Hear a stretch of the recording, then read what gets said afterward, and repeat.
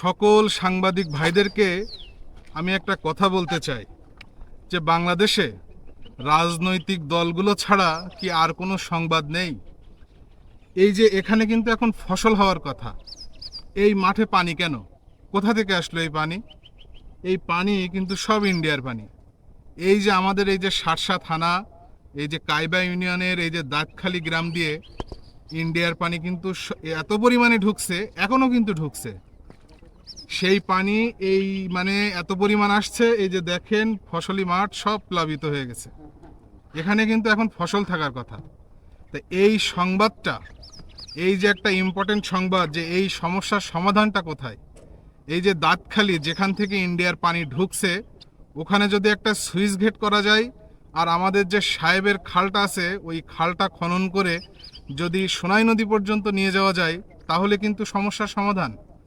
এই যে পানি কিন্তু আর এখানে থাকতো না, এখানে কিন্তু এখন ধান থাকতো, ধান, ফসলি জমি, এখানে ধান, এতদিন বড় বড় ধান হয়ে যেত।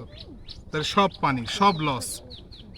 মানে এই যে সংবাদটা, এই সংবাদ কি কোনো টিভি চ্যানেলে প্রকাশ করা যেত না? সাংবাদিক ভাইরা কি সব ঢাকা শহরে থাকেন?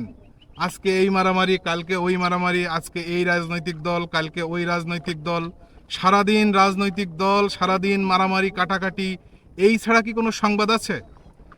টিভি টকশোর কথাই বলি, টিভি টকশোতে এই রাজনীতি, ওই রাজনীতি, সেই রাজনীতি, এই ছাড়া কোনো টিভি টকশো আছে? মানে কি অবস্থা দেশের? এই যে এই সমস্যাগুলো তুলে ধরবে কে? সাংবাদিক ভাইরা যদি এই সমস্যাটা তুলে না ধরে, তা সরকার তো এই জিনিসটা আমলে আনবে না। আমরা গ্রামবাসীরা চিৎকার চেঁচামেচি করলে সরকার কি শুনতে পাবে সেটা? টিভি মাধ্যমে, বড় বড় জাতীয় টিভি চ্যানেলে যদি এই সমস্যাটা তুলে ধরা হয় যে শার্শা থানায় এরকম একটা সুইচ গেট দরকার, সাহেবের খালটা খনন করা দরকার, তাহলে না সরকার জিনিসটা আমলে আনবে।